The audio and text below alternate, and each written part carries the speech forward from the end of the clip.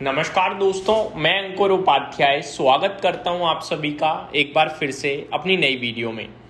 दोस्तों यहां पे आप सभी के साथ बात करने वाला हूं जी एंटरटेनमेंट एंटरप्राइजेस लिमिटेड के बारे में। ये स्टॉक आज 10% क्रैश हुआ है। देखो, ये स्टॉक गिरा है ये मैटर नहीं करता है, ये जो गिर रहा है ना वो मामला थोड़ा पेचीदा सा लग रहा है, गंभीर लग रहा है, जिसके बारे में मैं आप सभी के साथ इस वीडियो के माध्यम से डिटेल में डिस्कशन करूंगा। सबसे पहले शेयर की बात करी जाए तो इसमें तेजी चल रही थी, फंड रेजिंग की खबर थी, बाजार को पसंद आ रही थी। लेकिन सेबी ने एक ऐसा कदम उठाया है कि सारे के सारे शेयर होल्डर्स नर्वस हैं। कंपनी के एक तरीके से पूरे के पूरे, आप ये मान लो कंपनी के ऊपर ही सवाल उठ गए हैं अभी तो, कि कंपनी के जो तरीके हैं काम करने के क्या वो सही हैं। और इस तरीके की चीज जब होती है ना तो मार्केट उन्हें काफी ज्यादा सीरियसली लेता है और काफी नेगेटिव लेता है। अब हुआ क्या है वो मैं आप सभी के साथ शेयर करने चाहूंगा एक एक करके डिटेल्स में। सबसे पहले मैं आपको बताता हूं, शेयर करीब 10% नीचे, 10.5% नीचे 102 रुपए के आसपास ट्रेड कर रहा है। शेयर के प्राइस पे बाद में आएंगे, पहले जानकारी शेयर करना चाहूंगा। सबसे पहले हुआ क्या है, सेबी ने कंपनी और प्रमोटर्स के खिलाफ फाइनल इन्फोर्समेंट ऑर्डर पास किया है। क्या मतलब बनता है चलिए समझते हैं। सेबी ने फाइनल ऑर्डर पास किया है कि जील यानी जी एंटरटेनमेंट एंटरप्राइजेस लिमिटेड की हैदराबाद वाली प्रॉपर्टी को प्रमोटर लिंक्ड एंटिटीज के लोन के लिए प्रॉपर अप्रूवल के बिना प्लेज किया गया था। ये मैटर कैसा है आप समझने की कोशिश करो। मान लो आपका घर, उसकी वैल्यू मान लो 100 करोड़ रुपए है। आपका फ्रेंड या आपकी फैमिली का कोई दूसरा सेकंड पर्सन, मान लो आपका भाई एक तरीके से, ठीक है, आपके भाई ने अपने घर के लिए लोन लिया या किसी भी चीज के लिए लोन लिया, लेकिन अपने यूज के लिए, और कोलेट्रल में आपकी प्रॉपर्टी रख दी 100 करोड़ की, यानी गिरवी आपका रख दिया। अब इसमें क्या हुआ, अगर आपके भाई ने पैसे नहीं दिए वापस बैंक को तो बैंक आपका घर जब्त कर सकती है। इस केस में रिस्क पे कौन आ रहा है, रिस्क पे आप आ रहे हो, क्योंकि आपका घर कोलेट्रल के रूप में यूज रख देगा। यानी कि सबूत तो नहीं बोलूंगा, एक तरीके से आप ये कह सकते हो जब पैसे लेते हैं हम कुछ गिरवी रखते हैं तो आपका घर गिरवी रख दिया। अब जो उस घर में, जिस घर में आप रहते हो, उस घर में जितने भी मेंबर्स हैं वो सब भी बेघर होने के चांसेस बन गए, वो सब भी रिस्क पे आ गए हैं।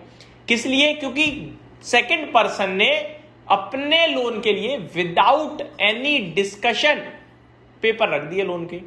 ये हुआ है। अब इसको कंपनी की भाषा में मैं आपके साथ शेयर करूं तो डिटेल क्या है कि जो प्रमोटर ग्रुप एंटिटी है ना, उन्होंने दूसरी कंपनी के पेपर्स रख दिए लोन पे, ठीक है, कोलेट्रल के रूप में।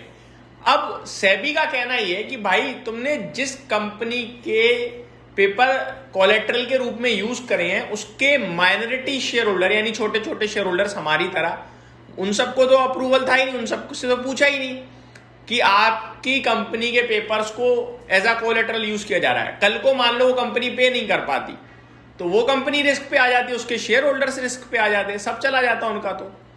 तो यहां पे प्रॉब्लम ये कि आपने एक सेकंड कंपनी के लोन पे रखे पेपर और आपने विदाउट अप्रूवल रखे, ये सबसे बड़ा इशू है। अब एक बार पढ़ लेते हैं इनकी भाषा में क्या मतलब बन रहा है। जील पर 30 लाख का पेनल्टी लगाया गया है। तो जील कंपनी के ऊपर 30 लाख की तो लगी है पेनल्टी, और 2 महीने के लिए सिक्योरिटी मार्केट एक्सेस से बैन किया गया है। साथ ही साथ सुभाष चंद्रा और पुनीत गोयंका को 1 साल के लिए सिक्योरिटी मार्केट से बैन कर दिया गया है और उन पर भी पेनल्टीज लगाई गई हैं।